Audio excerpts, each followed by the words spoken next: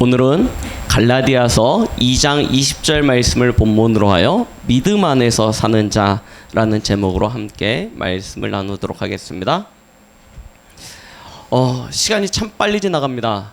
이제 말 그대로 진짜 2019년도의 마지막 주간입니다. 오늘이 1년의 마지막 주일이고요. 이제 월요일, 화요일 지나고 나면 바로 이제 신년 2020년도가 되어집니다. 뭐 한 거 없는데 그냥 샥 지나갔습니다. 그죠? 올 한 해 우리는 참 어떤 경우에는 굉장히 힘든 시간들도 있으셨을 거고요. 또 어떤 경우에는 굉장히 또 보람차고 행복했던 시간들도 있을 것입니다. 그러나 전반적으로 우리가 보면 하루하루를 되짚어 보면 그 순간순간들이 참 힘들었다는 것들을 알 겁니다. 그런데 이렇게 딱 한 해가 지나고 나서 보니까 아니요. 힘든 그 순간들이 많았는데도 불구하고 지나고 나서 보니까 하나님께서 나를 여기까지 인도하셨구나. 하나님께서 우리를 축복하여 주셨구나 라는 것들을 알게 되어집니다. 우리는 2019년 그냥 걸어온 것 같습니다. 어떻게 하다 보니까 시간이 흘러간 것 같은데요. 하나님은 우리에게 말씀을 주셨고요. 그 말씀대로 우리의 인생을 이끌어 오셨습니다. 그래서 저와 여러분들의 인생을 언약 여정이라고 하는 거예요. 하나님의 말씀에 이끌림 받아져 걸어가는 인생이죠. 올 한 해 하나님께서는 저희 동부교회에 7천 제자의 여정 속에서 도단성 운동의 실현이라는 말씀을 주셨습니다. 그리고 우리가 함께 같이 전체가 인도함 받는 전체 메시지 속에서는요. 제 1, 2, 3 RUTC의 실현이라는 또 주제를 가지고 함께 인도를 받아왔죠. 하나님께서 저희에게 주신 이 메시지, 이 언약이 현장 속에서 성취되어질 부분들을 가지고 우리는 어떻게 인도받아야 될 것인가 라는 그런 주제를 가지고 한 해를 지내왔던 것입니다. 그러다 보니까 2019년도에 굉장히 어려운 단어들이 저희에게 많이 나왔었어요. 그 중에 중요한 것이 무엇이었냐면 5단어였죠. 언약과 비전, 이걸 가지고 하나님이 내게 주시는 꿈을 찾고 그걸 가지고 내 인생에 그림을 그리면서 그 언약이 성취되어지는 것을 놓고 도전하자라는 이 5가지 단어가 2019년 계속해서 우리에게 아주 점점 더 구체적으로 명확하게 제시가 되어져 왔습니다. 왜 그러냐? 실현돼야 되니까요. 그렇죠? 하나님의 말씀이 내 현장 속에 성취돼야 되니까요.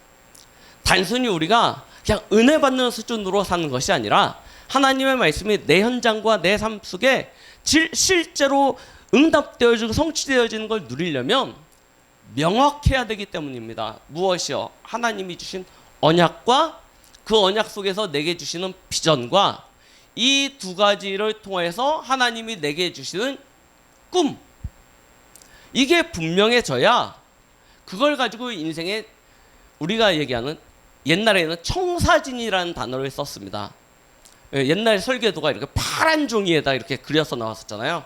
그래서 청사진이라는 단어를 썼었는데 요즘은 설계도, 이미지, 그림이라는 얘기들을 많이 하죠. 그리고 그 그림대로 우리가 그려진 그 설계도대로 도전해서 이 말씀의 성취를 누리자. 이게 올 한 해 흘러왔던 우리의 메시지들의 가장 큰 주제였습니다. 방향이었습니다. 그런데요. 2020년도에는 어떤 방향이 나오냐면요. 이제 응답의 시대입니다. 실현되어진 그것이 응답되어진다는 것입니다. 우리가 이렇게 언약 붙잡고 도전했던 그것들이 응답되어지는 해로 하나님께서 2020년도를 축복하실 것이라는 것입니다. 그래서요. 우리는 지난 2019년도에 하나님께서 여기까지 우리를 인도하신 것에 대한 감사와 감격도 있지만 또한 2020년도 하나님께서 우리에게 허락하실 그 모든 은혜의 응답들을 놓고 또 희망을 가지고 소망하게 되어집니다. 하나님께서는 우리에게 이와 같은 약속, 이와 같은 축복을 주실 것이기에 이제 우리가 송구영신의 주간 아닙니까? 말 그대로 한 해를 보내고 또 다른 새로운 한 해를 맞이하는 이 주간에 우리 안에 잘못되어진 예틀들을 다 벗어버리고요. 이제는 하나님이 응답으로 주실 새 틀을 놓고 우리는 준비하는 것입니다. 자, 그러면 우리가 버려야 할 우리의 옛 틀이 무엇입니까? 우리 인생의 모든 것을 버리자는 말이 아닙니다.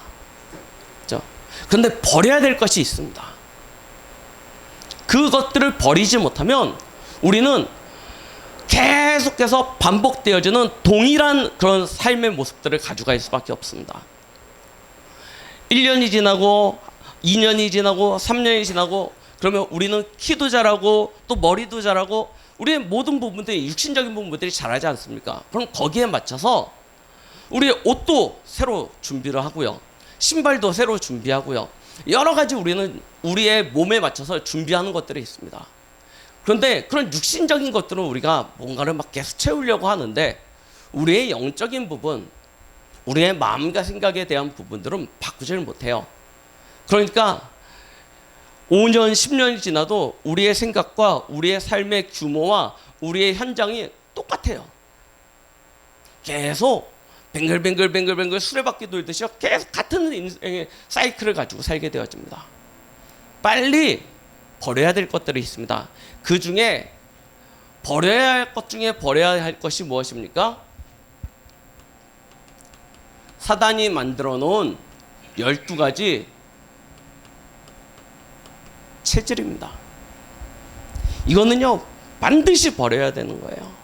자, 제일 버려야 될 것이 무엇이냐면 우리는 하나님의 자녀입니다. 그럼에도 불구하고 우리 안에는 뿌리 깊은 아주 깊이 자리 잡은 나중심이 있어요.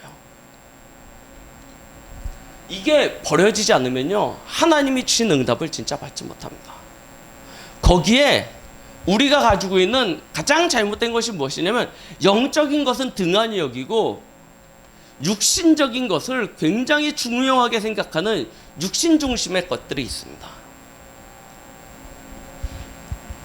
더군다나 우리가 세상에서 보고 듣고 교육받으면서 자라온 것들 중에 잘못된 것 중에 잘못된 것이 무엇이냐면 하나님을 발판 삼아서 뭔가 성공하고 이익을 보려고 하는 그런 중심들이 우리 안에 알지 못하게 자리 잡혀 있는 것들이 있습니다. 이것들을 빨리 버려야 돼요. 그렇지 않으면 어떤 체질이 되냐면 우리는 분명히 교회를 다니는데 하나님을 우상처럼 여기게 되어집니다. 많이 기도하는데 이게 하나님의 언약 붙잡은 응답을 위한 하나님의 것을 찾는 기도가 아니고 나 중심, 육신 중심, 성공 중심으로 가다 보니 마치 하나님 앞에 기도하는 것 그것이 로또 긁는 것 같아요. 응답되어져 뭔가 한번 제대로 하나님이 응답해 주시면 대박 터지는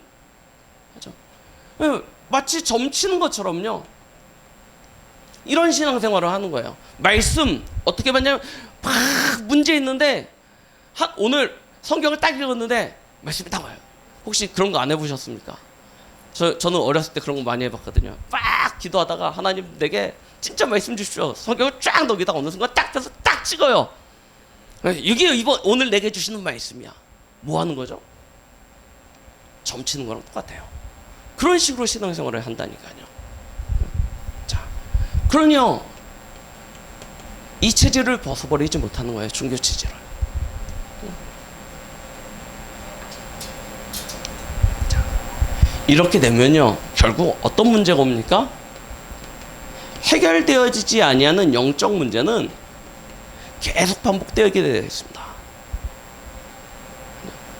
분명히 하나님을 믿는데 우리의 신앙생활이 우상 섬기는 것처럼 점수를 치는 것처럼 종교 생활하니까요. 출애굽기 20장 4절 5절에 이 우상 문제가 분명히 나는 하나님을 섬기는데 해결 안 되는 거예요. 자, 그러니요. 열심히 예배드리고 열심히 기도하고 열심히 찬양하고 하나님 앞에 열심히 헌신하는데 참 만족과 행복을 느끼지 못합니다. 자, 더군다나 이러한 문제가 발판이 되어져서요. 하는 일마다 안 돼요.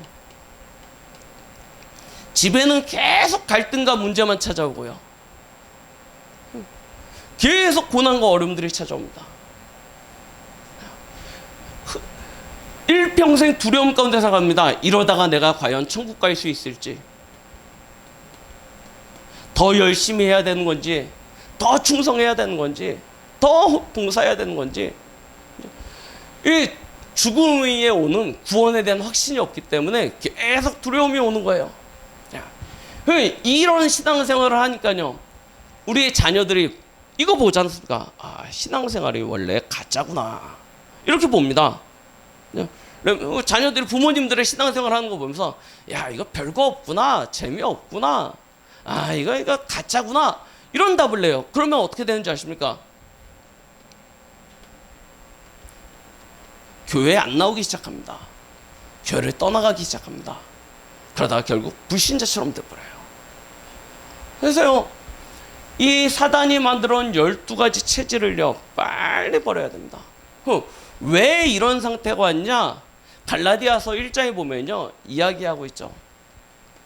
하나님은 우리에게 복음을 주셨는데 우리 안에 다른 복음이 각인뿌리 체질되어 있는 거예요. 이 복음, 어떤 복음입니까? 사람 중심이요.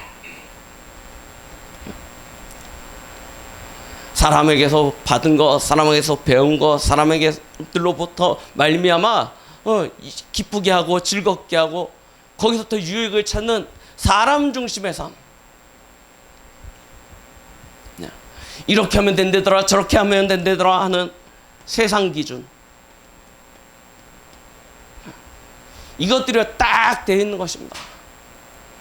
열심히 예배 드려놓고 집에 가서 어떤 선택을 하거나 결정을 할 때는 뭡니까? 인터넷 찾아봅니다. 인터넷 열심히 찾아가지고 이렇게 했더라, 저렇게 했더라. 아, 책 보니까 어떤 성공자가 이렇게 얘기했는데 이렇게 하라고 했대. 그 길 따라갑니다. 기도 수첩 열심히 해놓고 여기 옆에다 실천할 것까지 다 적어놓고 실제로 삶은 요거는 기도 수첩용이에요. 이렇게 놔두고 삶은 이거 중심으로 따라갑니다. 왜 들어가는 거예요? 이걸 보고 성경에서 주의하라고 이야기하고 있습니다. 다른 복음이요. 그러니요, 결국 어떤 상태가 되어집니까? 실패할 수밖에 없고 멸망할 수밖에 없는 체질이 돼버리는 거예요.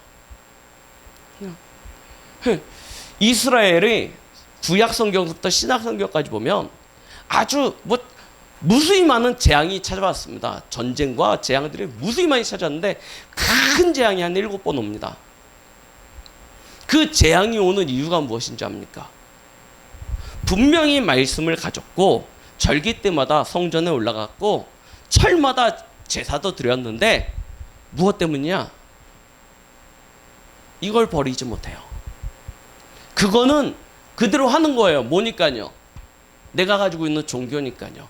그대로 해요. 예배는 예배대로 드리고 헌신은 헌신대로 하고 다 하지만 삶은 사람들의 시선과 말을 벗어버리질 못해요. 세상의 기준을 내려놓질 못해요. 말씀과 삶이 완전 따로인 거죠. 구분되어져 있는 거죠. 그러니요, 큰 재앙과 저주들이 이스라엘에 계속 찾아오게 되어집니다. 우리 삶 역시 마찬가지입니다. 이 다른 복음이 우리 안에 뿌리 내려져 있고 각인되어져 있고 이것이 체질되어지면 결국은 어떻게 됩니까? 실패할 수밖에 없고 멸망할 수밖에 없는 것입니다.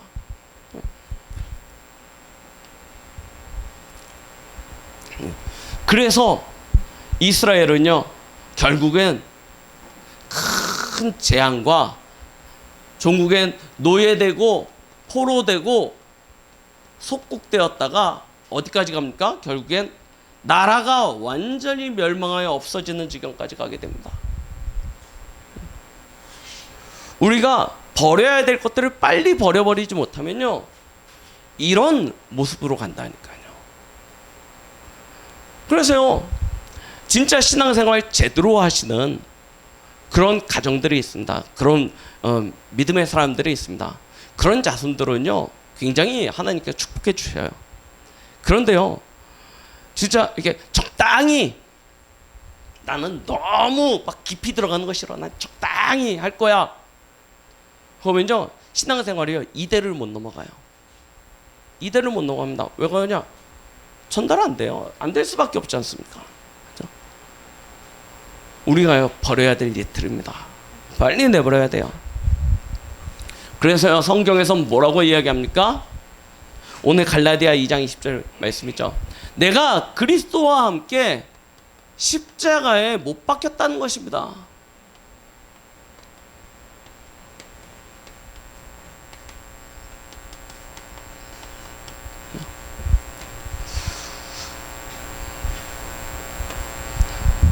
우리는 그리스도와 함께 십자가에 죽어야 되는 것입니다. 왜 그리스도와 함께 십자가에 죽어야 됩니까?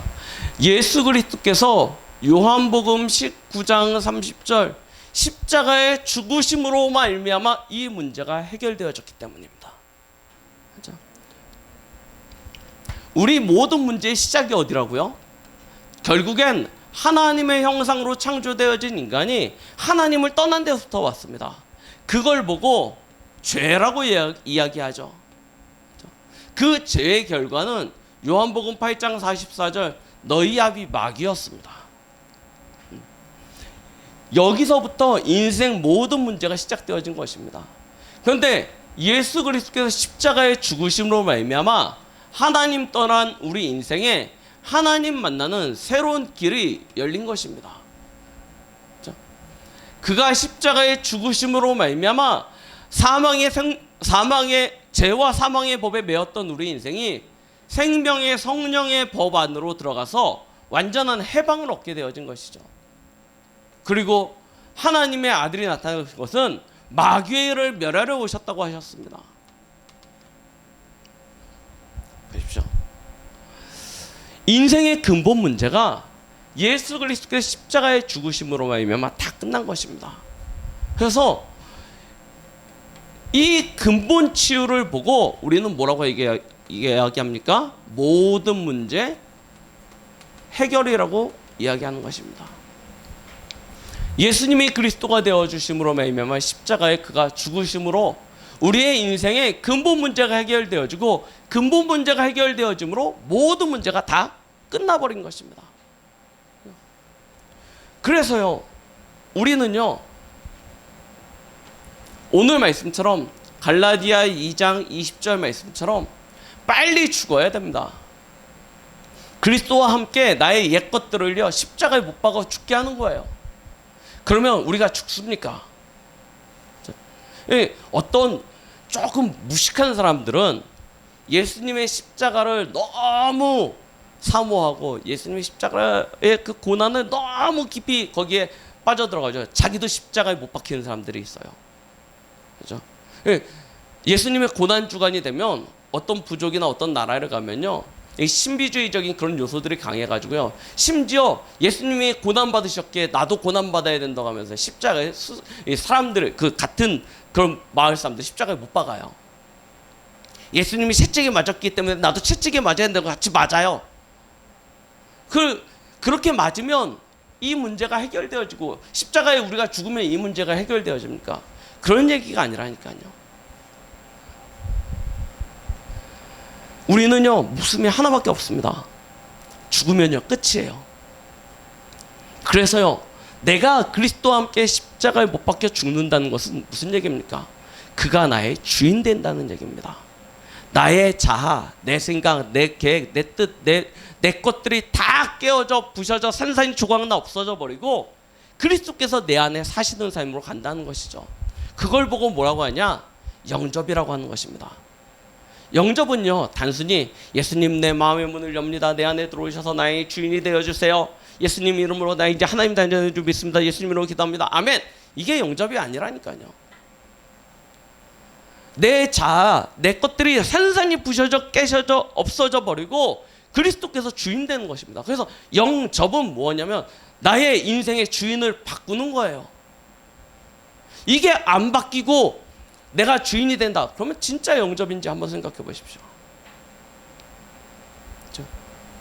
영접을 제대로 하게 되면 갈라디아 2장 20절.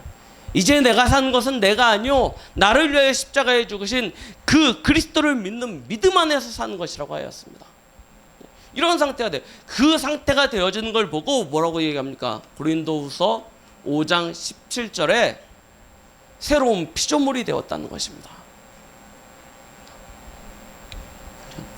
주인이 완전히 바뀌면 새롭게 되어집니다. 우리 어려운 얘기로 재창조라고 그러죠. 우리는 처음에 엄마 뱃에서 나올 때 그때 한번 출생을 합니다.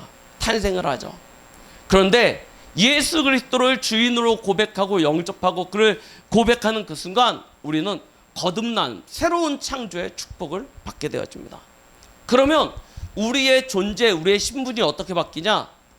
창세기 12장 1절로 3절의 신분으로 바뀌어버려요. 이거는 내가 잘했기 때문에 하나님을 잘 믿기 때문에 주는 축복이 아닙니다. 예수 그리스도를 믿는 그 순간 그를 주인으로 고백하고 영접하고 그를 나의 주 나의 하나님으로 온전히 따르는 그 순간 우리 인생이 새롭게 재창조되어지면서 즉시 오는 것입니다. 그게 무엇입니까? 너는 복이 될지라 그러셨어요. 너는 복이 될지라. 내가 너를 복주겠다는 것입니다. 내가 반드시 너를 복주겠다고 약속하신 그 하나님. 너를 축복하는 자는 내가 축복하고 너를 저주하는 자는 내가 저주하리니. 보십시오. 이거는 수고의 대가가 아닙니다. 잘한 어떤 상급으로 주어지는 것이 아닙니다.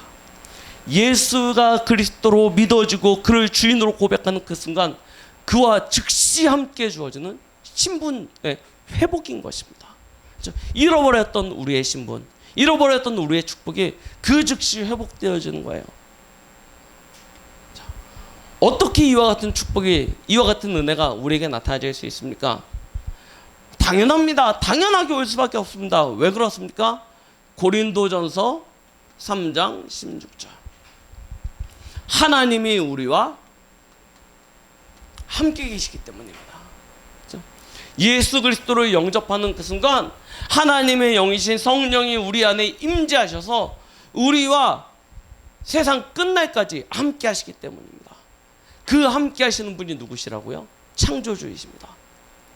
그 함께 하시는 분이 누구시라고요? 모든 세상 만물의 주인이십니다. 이 세상 모든 만물의 주인 되신 하나님의 손 안에 세상 모든 피조물들의 시간표가 달려 있습니다. 별들이 맞죠? 탄생했다가 사라지는 것이 우연인 것 같습니까? 이 지구가 우연처럼 만들어졌다가 어느 날 되면 먼지처럼 사라질 것 같습니까? 그렇지 않습니다. 모든 것이 하나님의 손 안에 있습니다. 이 꽃 하나가 피고 지는 것도 하나님의 시간표 속에 있습니다. 우리의 생사, 화, 복 역시 하나님의 손 안에 있습니다. 모든 피조물의 시간표가 하나님의 손 안에 있습니다. 그 하나님께서 우리와 함께하고 계십니다. 나보다 나를 더 잘하시고 나보다 나를 더 사랑하시는 하나님이 우리와 함께 하십니다. 하나님이 함께 하시면서 하시는 일이 무엇입니까? 요한복음 14장 26절로 27절. 우리를 가장 좋은 것으로, 가장 옳은 곳으로 하나님께서 우리를 인도하시는 것입니다. 또한 그의 영이신 하나님의 성령의 능력으로 우리의 삶 속에서 역사하시는 것이죠. 그러뇨, 복의 근원이 되라. 착하게 살아라, 바르게 살아라, 똑바로 살아라. 옳은 얘기지만 우리가 복의 근원이 되는 것은 그것과는 상관없는 것입니다. 하나님이 우리 안에 계셔서 당신의 일을 하시는 거예요. 그렇죠? 내 안에서 당신의 일을 하고 계시는 거예요. 말씀하신 그대로 하나님께 약속하신 그대로 우리 안에서 역사하시는 것입니다. 그러니요, 우리가 빨리 뭐 하는 게 좋냐? 그리스도와 함께 십자가에 못 박혀 죽는 것이 좋은 것입니다. 내가 산다고 하면 할수록 우리는요, 계속 힘들어집니다. 계속 어려워집니다. 계속 고난 가운데 들어가게 되는 것입니다. 그리스도께 모든 것을 맡기십시오. 그가 우리의 주인 되시는 것입니다. 그렇죠? 이 축복을 우리는 누리는 거예요. 그래서요, 우리는 기억하시라니까요. 빨리 예틀을 버려버리는 십자가의 나 자신이 그리스도와 함께 죽어버리고 이제는 하나님이 약속하신 응답의 해를 놓고 새 틀을 준비하는 것입니다. 새 틀은 무엇입니까? 오늘 말씀해 보니까 믿음 안에서 사는 것이라고 하였습니다. 믿음 안에서 사는 거예요. 진짜 싹 다 버리십시오. 무엇을요? 모든 염려, 모든 근심은 다 버려버리세요.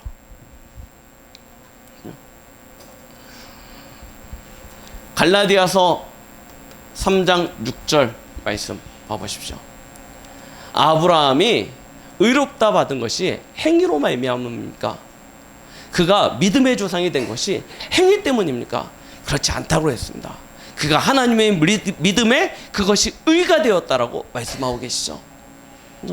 하나님이 우리를 다는 저울은 우리의 선행이라는 저울이 아닙니다. 하나님이 우리를 다시는 것은 믿음입니다. 그래서 우리는 믿음이라는 세트를 견고하게 입어야 되는 것입니다. 우리가 올바른 믿음을 회복하기만 하면 7절부터 9절에 뭐라고 얘기하시냐? 아브라함에게 약속하신 그 복을 우리에게도 주시겠다는 것입니다. 그래서요, 갈라디아서 3장 27절 말씀에는 그리스도의 옷을 입으라고 하고 계십니다. 그리스도로 옷 입는 자, 이런 삶을 살라고 얘기하시는 것이죠. 그게 믿음입니다. 그리스도의 옷.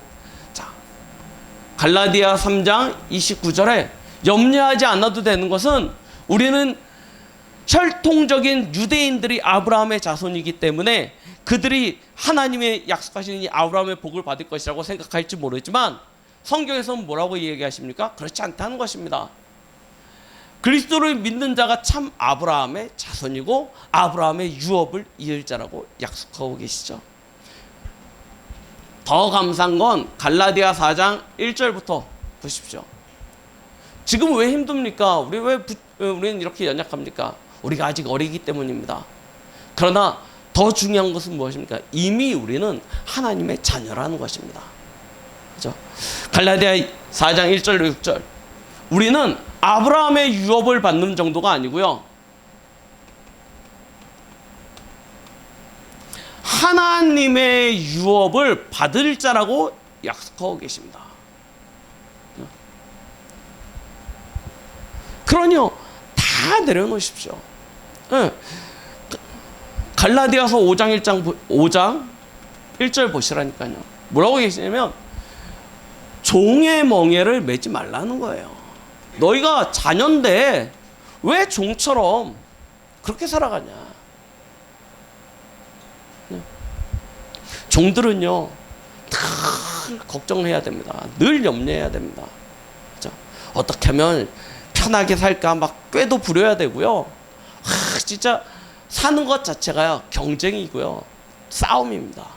근데요, 자녀는요, 그렇지 않아요. 자녀는 누림입니다. 그래서 자녀는 누림이에요.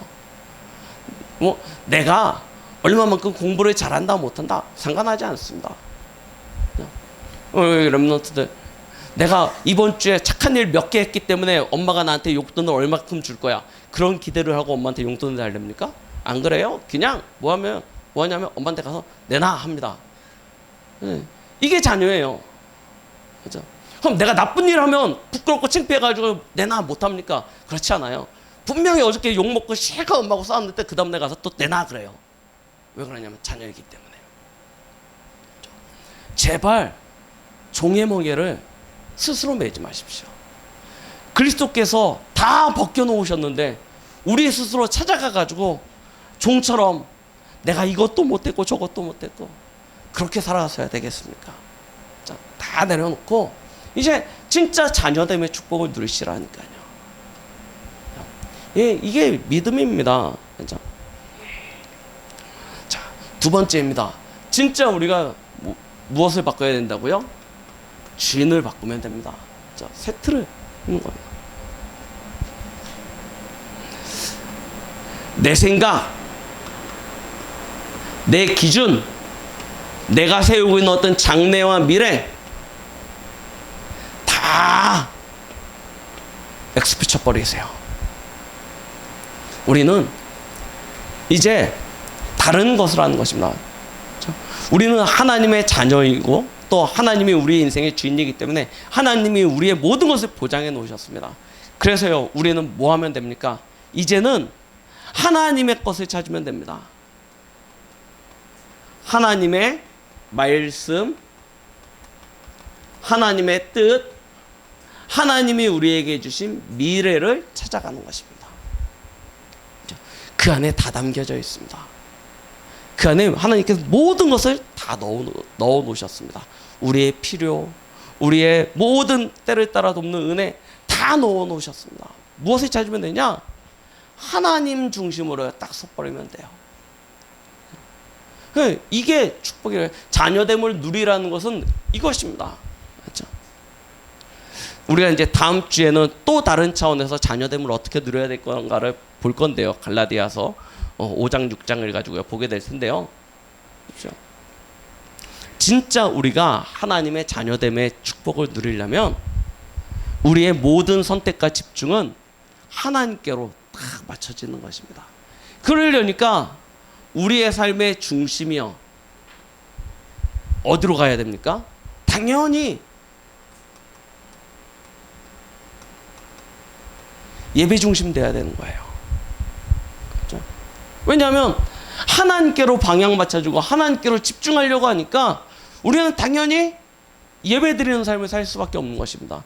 예배 때 하나님을 바라보고 예배 때 하나님의 말씀을 듣고 예배 때 하나님의 뜻을 찾을 수 있기 때문에 예배로 완전히 집중하는 것입니다. 예배의 집중을 통해서 우리는 인생 성공의 모든 그런 열쇠들을 찾는 것이죠.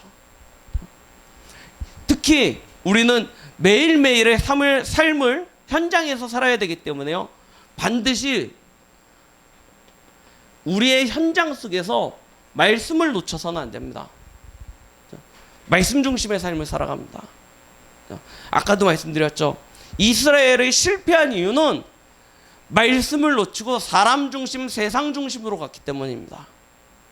그래서 우리는 이 흐름을요, 정확하게 가져가야 돼요. 어떻게 해요? 말씀 중심으로요. 그래서요, 이 강단의 말씀을 그냥 한번 듣고 떠내버리지 말라는 것입니다. 대부분의 신자들이 예배 때 주어지는 메시지는 예배용 메시지로 그쳐버립니다. 그래서 교회에서 송영하고 축도하고 인사하고 나가면서 말씀도 같이 다 교회에다 놓고 가요.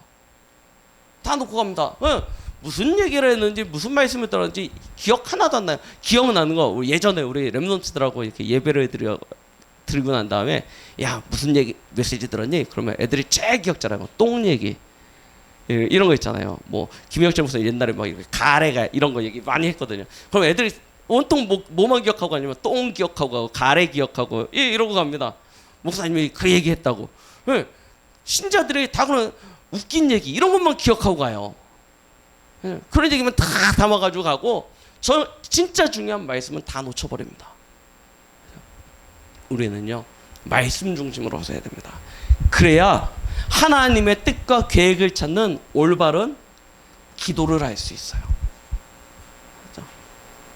올바른 기도가 돼야 현장에서 전도의 응답들이 나타나지게 되는 것입니다.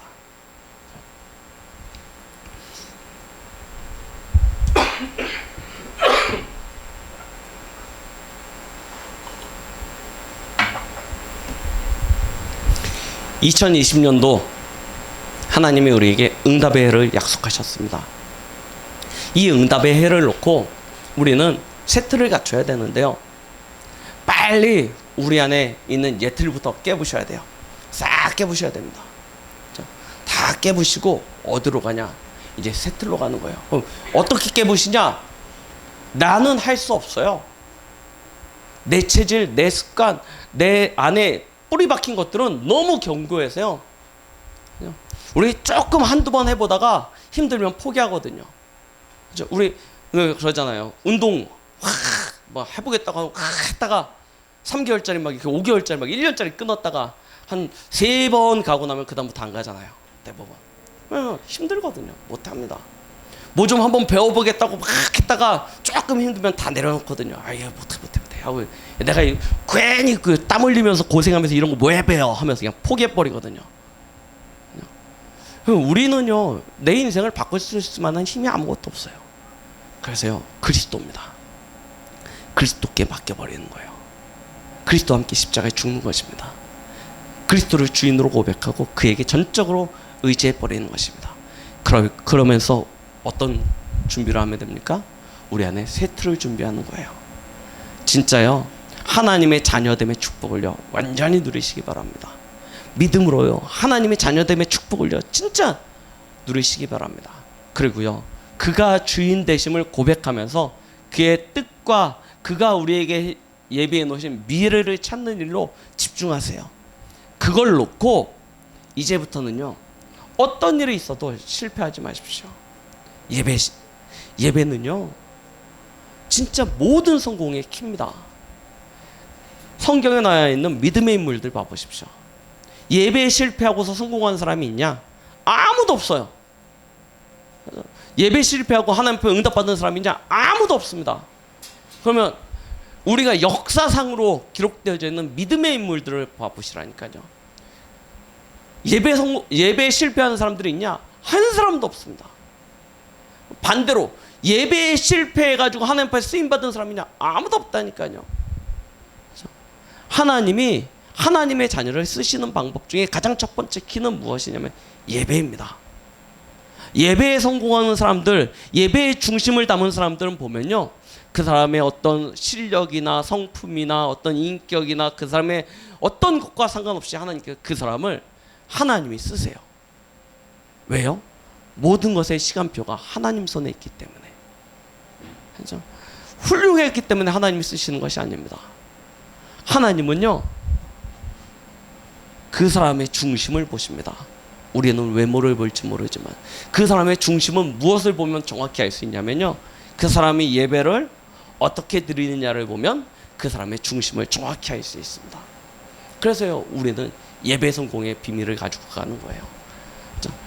진짜 2020년도를 시작하면서는요 이 부분을 가지고요 한번 계획해 보십시오. 저희가 이제 다음 주가 되면 저기 헌금 봉투가 싹 없어질 겁니다. 다 저 헌금 봉투 다 이제 폐기하게 될 거고 새로운 헌금 봉투들이 이제 쭉 어떻게 되어질 텐데요.